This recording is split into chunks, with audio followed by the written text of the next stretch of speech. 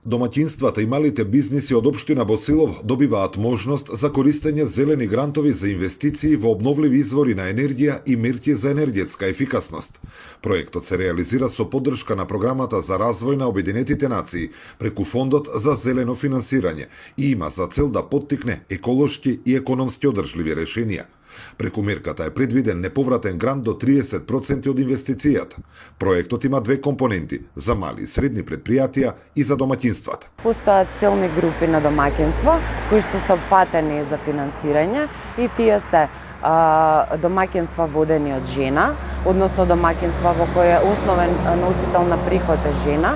Потоа имаме самохрани родители, групата на семејства во кои постои лица со попреченост, ромските домаќинства, семејствата со 3 или повеќе деца, семејствата со еден приход, ромските домаќинства и групите на повратници од странство и приматели на дознаки. Градоначалникот на општина Босилово Ристо Манчев вели дека општината веќе реализира повеќе проекти насочени кон енергетска ефикасност, селекција на отпад и користење обновливи извори на енергија. Според него, новата програма представува дополнителна можност граѓаните и бизнис секторот активно да се вклучат во зелената агенда на општината. Во рамките на нашите можности правиме максимум да вложиме во заштита на животната средина. Веќе неколку објекти имаме поставено фотоволтаични панели, енергетски ефикасни системи на грејење. Овој процес ќе продолжи ова година. Очекувам ова година најмалку на 3 јавни објекти кои што се во сопственост на општина Босилово да бидат поставени фотоволтаични централи.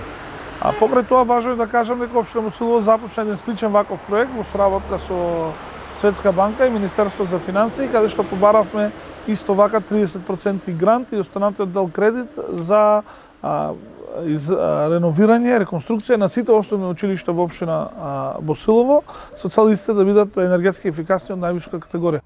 Зелениот финансиски инструмент за подобрување на квалитетот на воздухот и справување со климатските промени функционира како заедничка програма на Обединетите нации во земјата, реализирана од Програма за развој на Обединетите нации во партнерство со Меѓународната организација за миграции, Европската банка за обнова и развој, Владата на Република Македонија и домашни финансиски институции.